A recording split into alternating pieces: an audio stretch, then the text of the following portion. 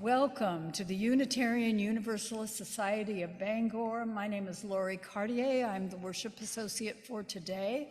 And this is our annual Charlie Howard Remembrance Service, where we try to do a service that honors Charlie in a way that we think would make him smile. And I think he's smiling broadly today because we have with us Allyson LaPoint, who from the Maine Wabanaki Two-Spirit Alliance today.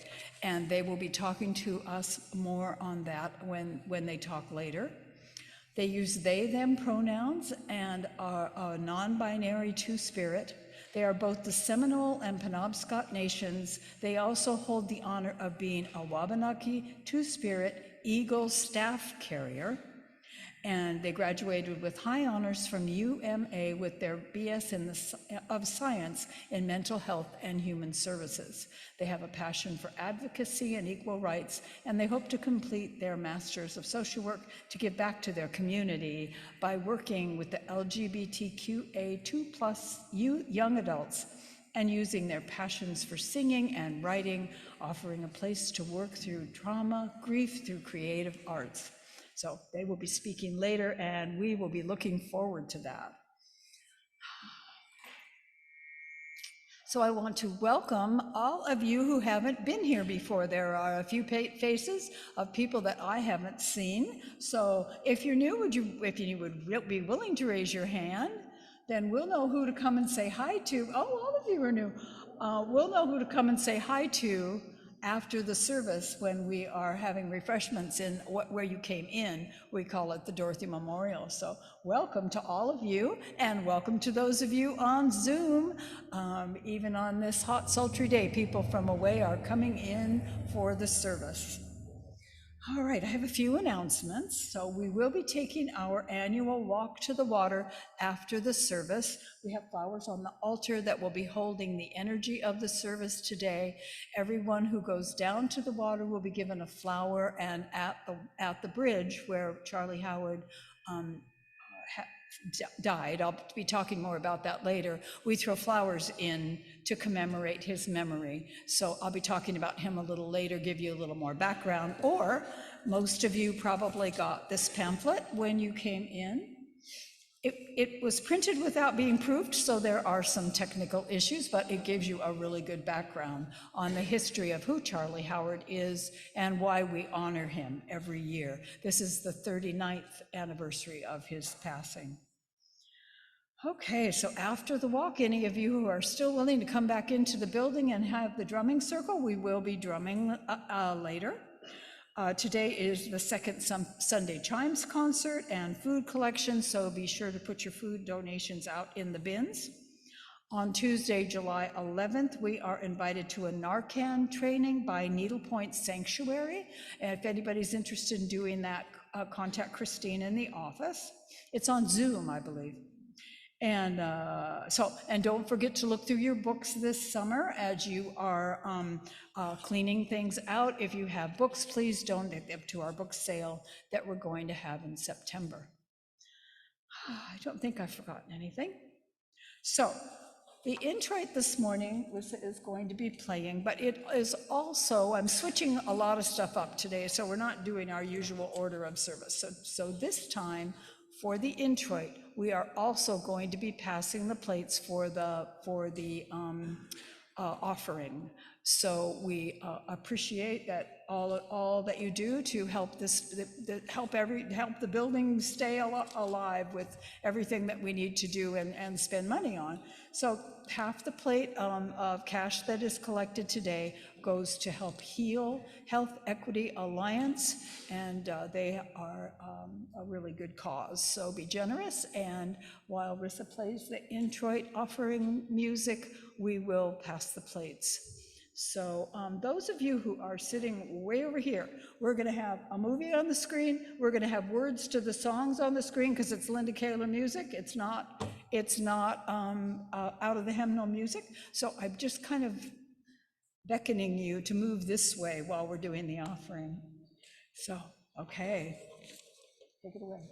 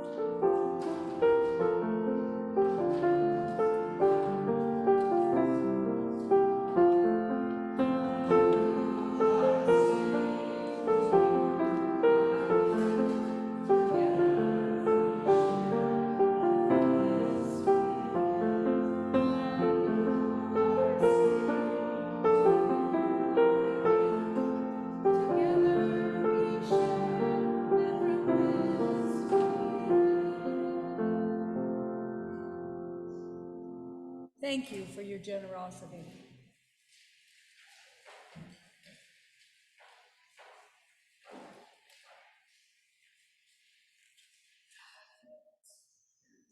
Go ahead and sit down, Roger. It's hard when you're in the front row to tell what everybody's doing behind you. It happens at the Penobscot Theater all the time. So again, to change up our what we do on a usual basis every week, I'm going back to my pagan roots, and I'm going to do a honoring the directions and lighting the chalice with something called quarter calls for troubled times. Linda's going to help me by lighting the candles, and we can stand if you're able, or put your energy towards each direction as we call the quarters. So first we will face east. Can you hear me okay? East. We turn to the east, and in doing so, we return to knowledge. We turn to logic, reason, and truth. When lies are levied to spread the poison of hate, let us seek to affirm the incontrovertible and provide just evidence that we are indeed all created equal. Give us the strength to claim and exercise our free speech and join in one voice. With each breath, let us speak the words of justice till the air rings with the sound of our freedom. Welcome, East. We'll face south. South. We turn to the south, and in doing so, we turn to passion. We turn to persistence, strength, and tenacity.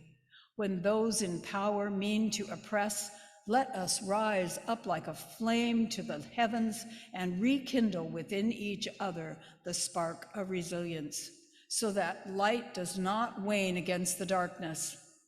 Give us the stamina to claim and exercise our freedom to assemble and join in community. Ignite in us the spark of resistance, till the hearth fire of each home radiates with the warmth of security. Blessed be. Welcome, South. Now we turn to the west. We turn to the west, and in doing so, we turn to intuition. We turn to insight, receptivity, and vision. When experience feels wrong in the depths of our being, we trust our instincts as we honor and validate the authentic testimony of those who are closer to harm. Deepen our empathy and develop our perception. Give us the depth to claim and exercise our freedom of conscience and hold space for each other's sorrow. Till our tears give way to a river of hope and our compassion becomes a shield against fear. And north. Oh, welcome west. North. We turn to the north, and in doing so, we turn to solidarity. We turn to resolve, courage, and purpose. When our homeland quakes in division, let us stay rooted in conviction and restore our faith in humanity, so that we may work for all who call this land home.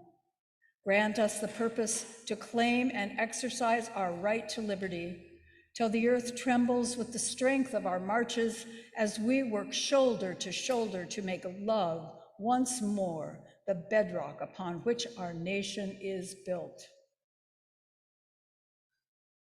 Welcome, North. And to return to the center. We turn to the center symbolized by our sacred chalice, and in doing so, we turn to the divine.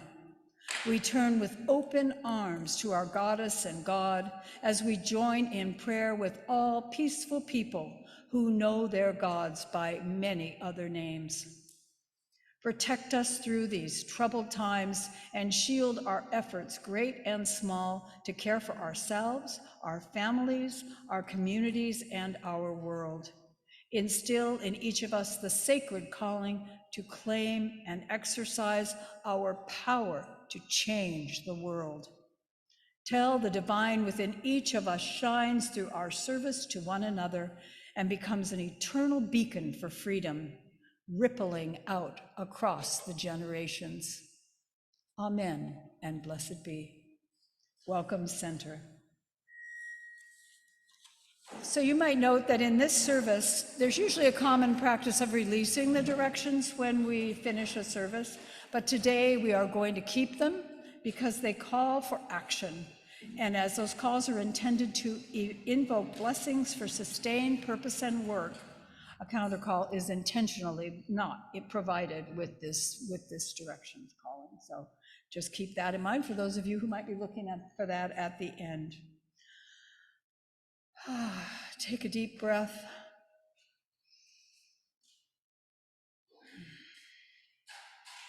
So as we hold those words of the quarter calling, I'm going to light the first candle for our candles. Well, maybe I'll have Francis do it. I'm not very sturdy today. I'll let you light off the chalice, please. I light this candle for all who are less than embraced for what they might be perceived as differences, and for the changes needed in our society to bring harmony to all our lives.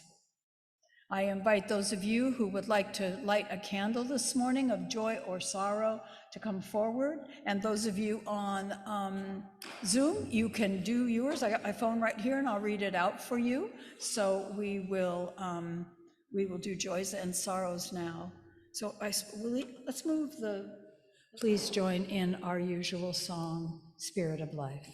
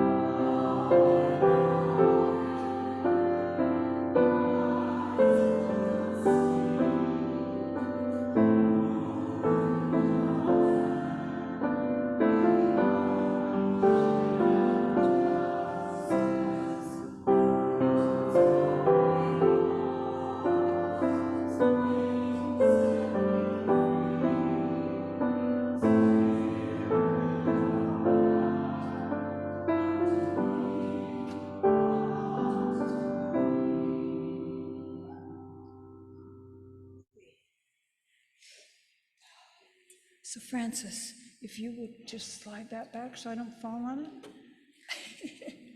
I'm doing pretty good this morning, but I'm a little rocky.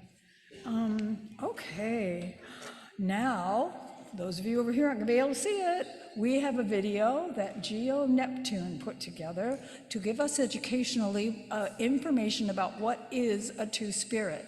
And so this is our story for all ages this morning. So we just hope that all of you get a lot out of this. It's a very interesting video. Is this in your way? Is this in anybody's way? Maybe Francis, you can help me move this back so people can see this video.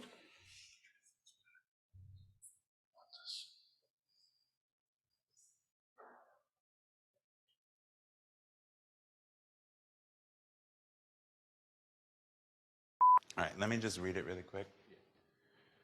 Two-spirit, one more time. Though the label has only been used since the 90s, the concept of the Two-Spirit is something indigenous groups have identified with for centuries. But what does Two-Spirit actually mean, and where does it come from?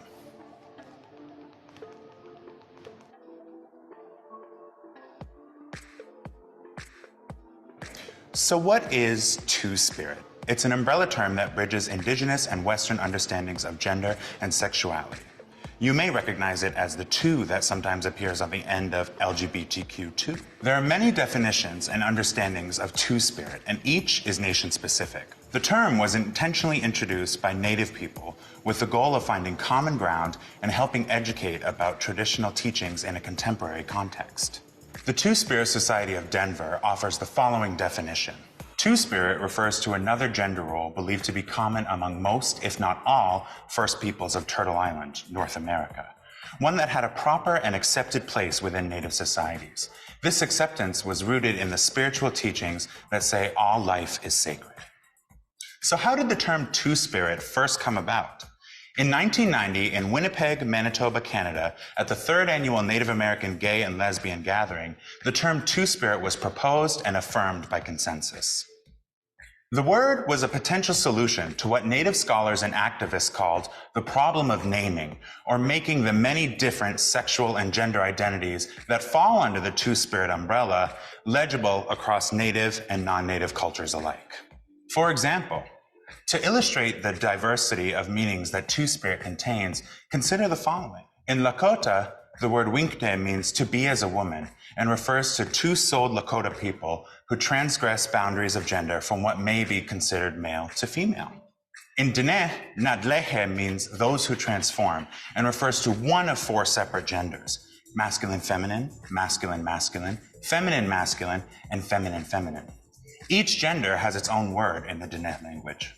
And those are just 2 nation-specific examples. There are so many more. Each nation's understanding of gender and sexual diversity is different and grounded in specific spiritual beliefs. Although all nations don't have a concept of Two-Spirit people, across those indigenous nations that do, Two-Spirit people were historically held in high regard and often considered sacred or divine, holding important positions like matchmakers, medicine people, or warriors on the front lines of battle. Many Two-Spirit people perform roles traditionally assigned to both men and women. Witwa, a famous Two-Spirit of the Zuni or Ihamana, was known to take part in masculine tribal matters and feminine tribal matters, and was even sent as an official Zuni delegate to Washington, D.C. Part of the reason Two-Spirit was adopted at the 1990 conference was because much of the written record on the indigenous nations of North America begins with European contact. For instance, the writings of Jesuit priests from the 1600s contain references to berdaches, which means kept boy in French, to refer to those who embodied both male and female genders. These writings often focus negatively on perceived cross-dressing among the Anishinaabe. The term is not only inaccurate in that it projects a European understanding of gender, but is widely considered pejorative by natives. Two-Spirit was an attempt at self-determination across linguistic barriers, because the existing language, foreign and imposed violently on the indigenous peoples of North America, was both offensive and deeply colonial in its gaze. European colonizers imposed homophobia, rigid binary gender roles, and misogyny under the guise of civilizing indigenous people through the Christian tradition in residential schools and beyond. As a result, indigenous people were robbed not only of their land, but of their spiritual traditions and way of life regarding Two-Spirit people. Many nations came to forbid and punish Two-Spirit unions and self-expression. As recently as 2004, Kathy Reynolds and Dawn McKinley, 2 Cherokee women in Tulsa, Oklahoma, attempted to marry under tribal law, setting off a convoluted legal battle with serious political and social implications. The 2 were thrust into the spotlight against their wishes and became instant public symbols of the battle for Two-Spirit rights under tribal law. The Cherokee tribe is the 2nd largest in the U.S. Although they were granted the right to marry, the decision to issue them a marriage license was soon challenged and led to a tribal law declaring that a union was to be between a man and a woman. Eventually, in 2016, the law was overturned. By that time, a wider cultural shift had taken place, both outside of and within the Cherokee Nation. In recent years, many Native people are returning to their Two-Spirit traditions as a way to heal from the injustices the American colonial project has visited upon their ancestors and traditions. In 2011, the first known U.S. Two-Spirit powwow was organized by the Bay Area American Indian Two-Spirits. Since then, powwows honoring Two-Spirits have been held in Montana and Kansas. And in March of 2017, the largest powwow in the U.S., the Gathering of Nations, honored Two-Spirit people during its grand entry. Two-Spirit identity is resilient and precious. It has survived centuries of colonial violence and prejudice. These sacred ways of knowing live on amongst Native youth seeking to know more about themselves, elders who have kept the traditions alive in spite of the odds, and anyone in between. It should go without saying, but Two-Spirit is not a poetic way for non-Native LGBTQ people to express themselves. We're looking at you, Jason Mraz. It is, however, a sacred tradition among the first peoples of this land we call Turtle Island that all of its inhabitants should know about and respect.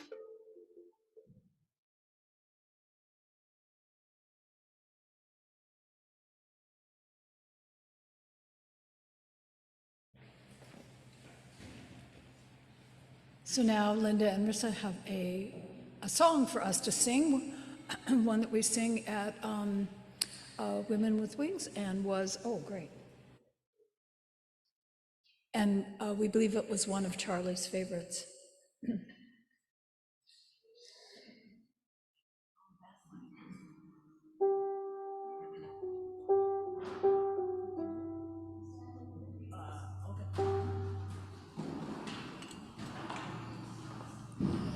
Listen, listen, listen to my heart song. Listen, listen, listen to my heart song. I will never forget you. I will never forsake you. I will never forget you. I will never forsake you. Listen, listen, listen to my heart song. Listen, listen, listen to my heart song. I will never forget you. I will never forsake you. I will never forget you. I will never forsake you. Listen, listen, listen to my heart song. Listen, listen, listen to my heart song. I will never forget you. I will never forsake you. I will never forget you. I will never forsake you. Listen, listen, listen to my heart song. Listen, listen, listen to my heart song. I will never forget you. I will never forsake you. I will never forget you. I will never forsake you. Listen, listen, listen.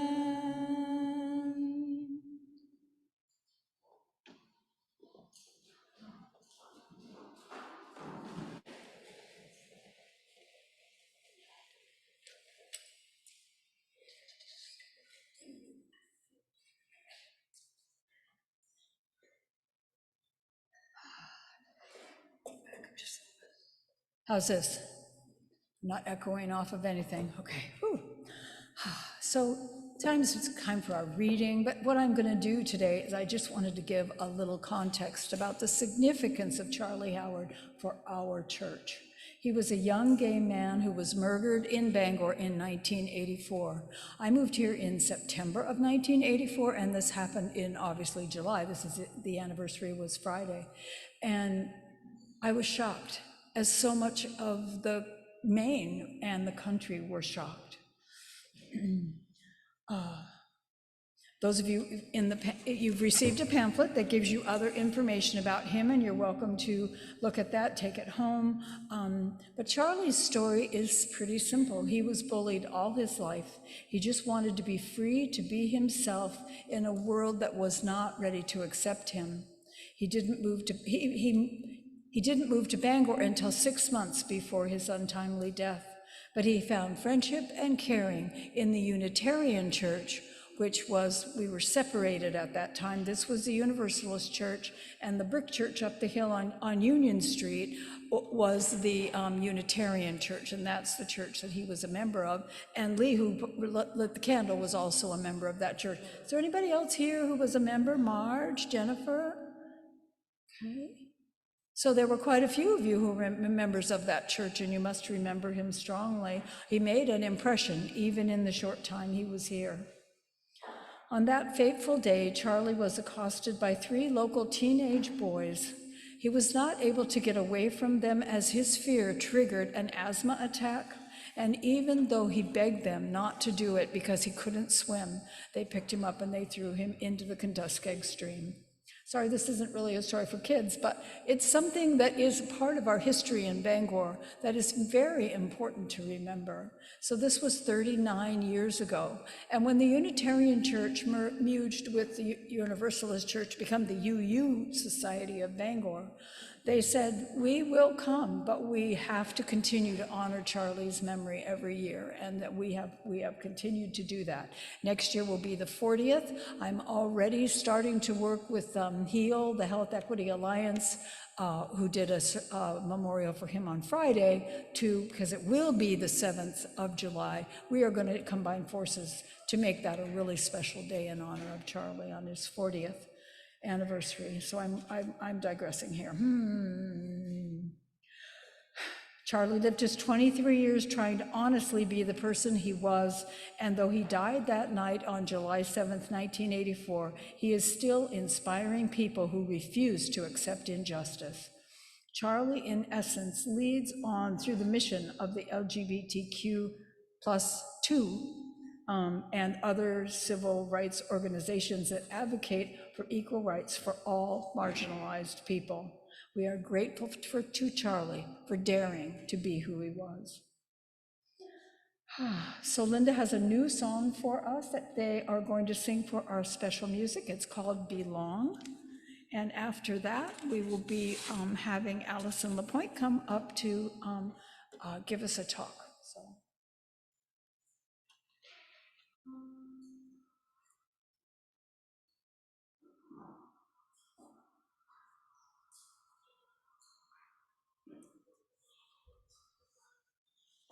As always, as you catch on, sing along. I belong to you. You belong to me. We all belong to each other, and that sets us free. We belong to the earth and to the shining sun. We all belong to each other, yes, everyone. I belong to you. You belong to me. We all belong to each other, and that sets us free. We belong to the earth and to the shining sun. We all belong to each other, yes, everyone. I belong to you. You belong to me. We all belong to each other, and that sets us free. We belong to the earth and to the shining sun. We all belong to each other, yes, everyone. We all belong to each other, yes, everyone. And that was inspired in part by Mother Teresa's quote of, if we don't have, oh, does it say that? It does. If we don't have peace, it's because we've forgotten that we belong to each other.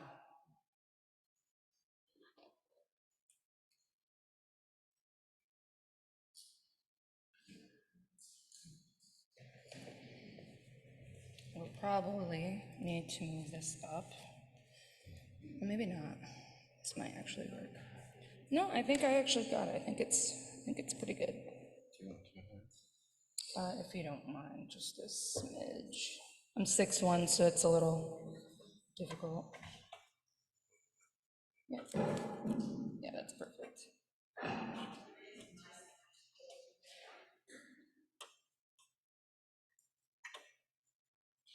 Is there a way to tilt this up just a smidge? We'll find out.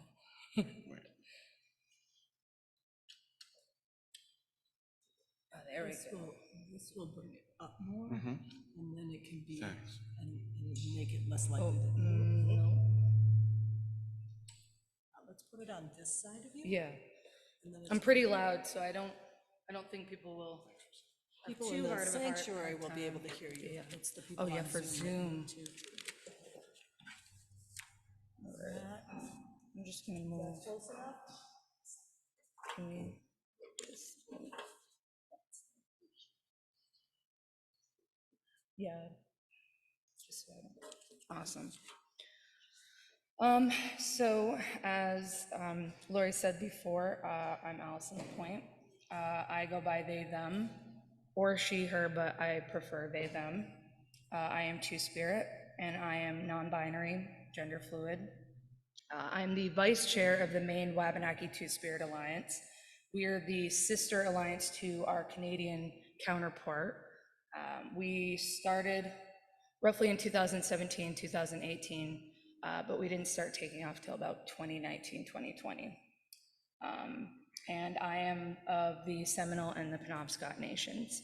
A lot of people have asked me today why I have this or what this is, before I get into what I'm actually talking about. So this is an eagle fan, and this we use in ceremony when we dance, but for some of us that do speaking, it's also something that we use to help ground us, but also to help us have power and conviction when we speak in knowledge that is outside of just us.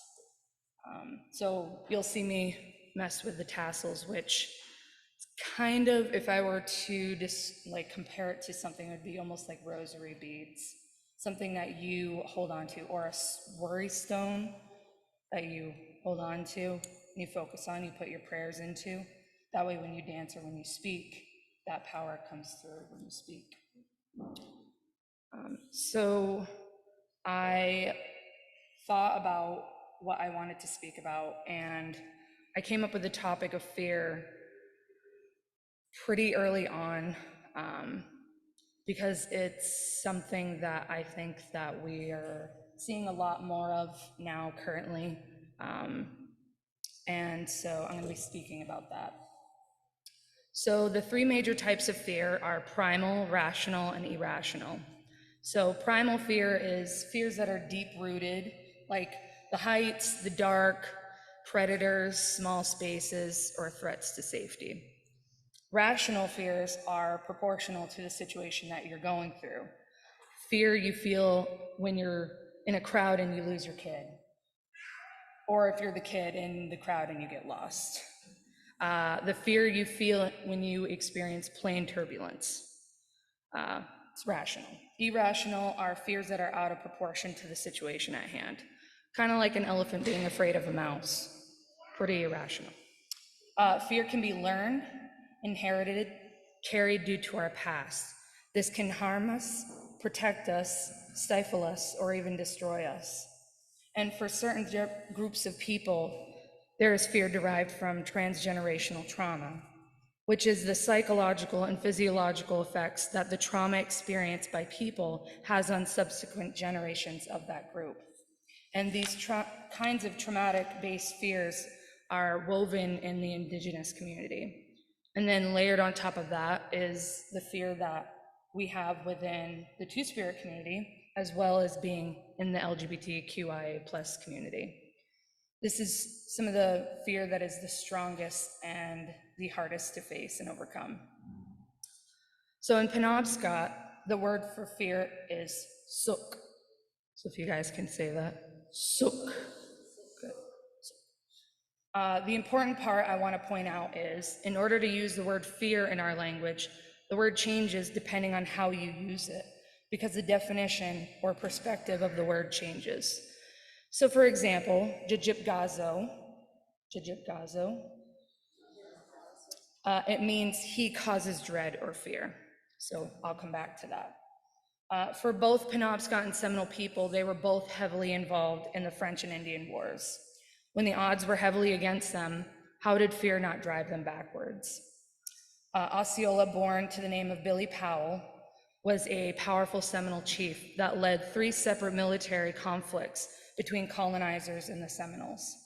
Though many were lost and lots of territory were taken, many have come to refer to the Seminoles as the unconquered people, which I refer to them as the unconquered people. While strife, loss, hardships existed, this did not define them or mean they were defeated. Though fear existed, they did not make decisions based off of these fears, but through hope for those generations to come. I often wonder how the compelling activists of our history lived so bravely and fiercely despite knowing fear so intimately. I think of Mother Teresa, I think of Gandhi, I think of Milk or Martha P. Johnson, and if you do not know of them, I recommend doing some research. Nelson Mandela said, "May your choices reflect your hopes, not your fears." I learned that courage was not the absence of fear, but the triumph over it. The brave man is not he who does not feel afraid, but he who conquers that fear. These incredible people that we've come to know did not allow their voices or their convictions or how they lived to be derived from fear. The existence of fear existed, and they didn't pretend to hold power over it, but lived without it consuming them. Shawnee chief and warrior Tecumseh said, "So live your life so the fear of death can never enter your heart. Trouble no one about their religion, respect others in their views, and demand that they respect yours. Love your life, perfect your life, beautify all things in your life. Seek to make your life long and of service to your people." Now, coming back to perception of the word and how it changes. Language is the vital thing that roots a society, race, or culture. Language is power, and words can be weapons for both good and bad, as we've seen in our lives. Words and language, which are the foundation, it's important to point out that language has always shared a feminine and masculine space. For me as a two-spirit, I've always seen the importance of having these both divines represented in everything, including language, nature, animals, and society's ways of understanding gender. But going back to fear, there was a creation of fear in society concerning gender or gender roles. This fear of men being too feminine or gentle, or women being too masculine or strong, that somehow men will cease to be if they aren't powerful, or that women won't survive if not being taken care of. But in this primitive, limited, linear thinking, you choke off what is reality. This fear that somehow if we shift from these strict roles or ideas of gender, that we will somehow destroy the very fabric of society. But that fear only exposes the fragility in this way of thinking. As two spirits, we were created to hold space between both worlds, to act and live as beings who shine the importance of balance and sacredness of both the masculine and feminine divines. Men or boys are often brought up to think that they must be strong, powerful, brave, in order and prove themselves in their worth through hard work and leadership, having constant competition with one another, and that they must suck it up, hide weaknesses or emotions.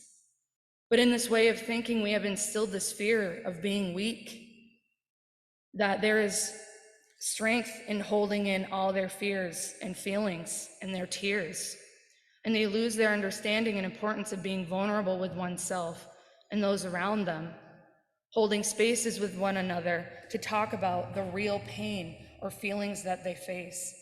I think of my father. As strong as I knew he was, I saw him crying. He didn't hide from crying. He would play his guitar and sing, and he would cry. He didn't fight that or those feelings. And so I knew to come to know that there's strength in allowing those feelings to be shown and to be seen. Or women and girls, they're often brought up to be silent, not to question anyone, to behave properly, due to the way we could be seen or judged, creating this toxic, invisible audience that picks apart every piece of oneself. In this way of thinking, we've instilled this fear of finding or using one's voice, using their strengths. They question and often doubt themselves every step of the way, taking care of others' needs and ignoring their own, which I see a lot in my family. They often shrink to avoid taking up too much space, that they should be seen as too much or too bossy if they try to lead. And then you have people like me that don't fit in these rigid borders. We are often told to try to conform and not confront these standards. Fear of stirring the pot and breaking the stereotypes. Fear of having to choose a path and just stick to it. Or a fear of being made fun of. There begins this fear of being seen, so we hide the most beautiful parts of us, the beautiful balance of femininity, masculinity, androgyny, non-conformity. And in this way of thinking, we have instilled the fear of rejection instead of self-acceptance, self-love. This fear is derived from not being able to be loved while living unapologetically. You change who you are by how much fear means to you. What value does fear play in your life? I'll repeat that. You change who you are by how much fear means to you. I think of those like Charlie. I never knew him, and yet here we are 39 years later, and we're able to recall him, and those that actually knew him are able to see his memory live on. And I think he would want us to live truthfully and honestly and vulnerably and boldly and shining so that others see us as a lighthouse in the dark, so that others can do the same. Fear can be toxic, but joy and hope are contagious.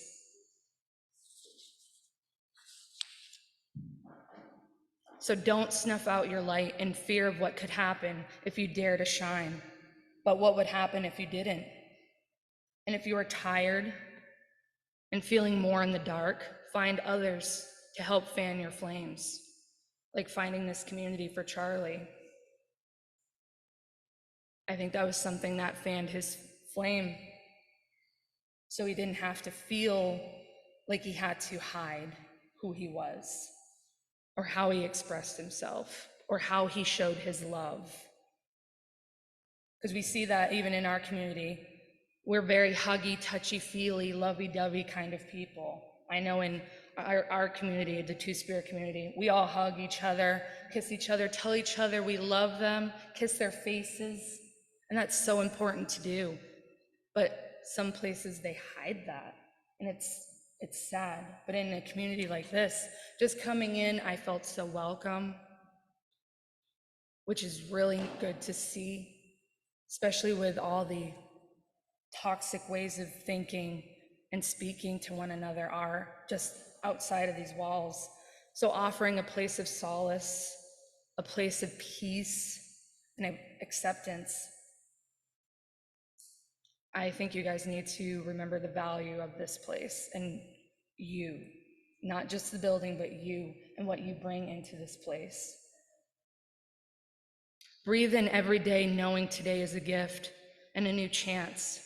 Don't define it by your fears, but by the beauty of the unknown. Redefine fear. Fear, face everything and rise.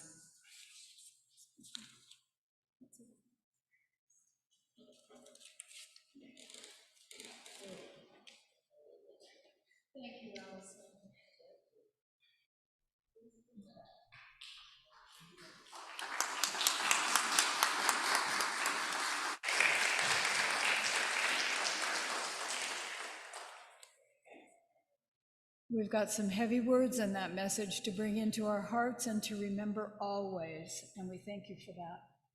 And we are so glad that you have felt welcome. Come anytime. We're here every week. What are we doing now? We have another song, and this is called I Am Whole, and we're giving you the, Linda will lead it, and the words are on the screen. They are easy to catch up with, so hopefully you can see it. This is a song by Laura Campbell. I am whole just the way I am. I am whole just the way I am. I got a golden glow around my soul. I am whole just the way I am. I am loved just the way I am. I am loved just the way I am. I got a rainbow glow around my soul. I am loved just the way I am. I am whole just the way I am. I am whole just the way I am. I got a golden glow around my soul. I am whole just the way I am. Do you want to stand up and sing? I am loved just the way I am. I am loved just the way I am. I got a rainbow glow around my soul. I am loved just the way I am. I am whole just the way I am. I am whole just the way I am. I got a golden glow around my soul. I am whole just the way I am. Sing it like you mean it. I am loved just the way I am.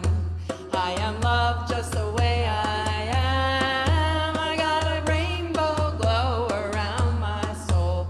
I am loved just the way I am. I am whole just the way I am.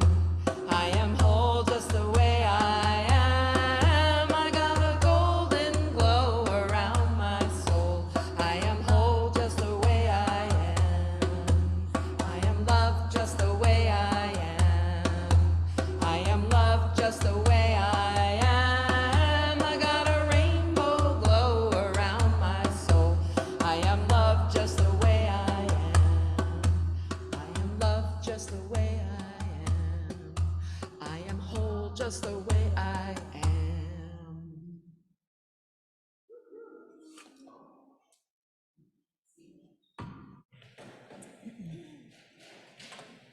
If I don't make anything squeak, I'll just come from right here.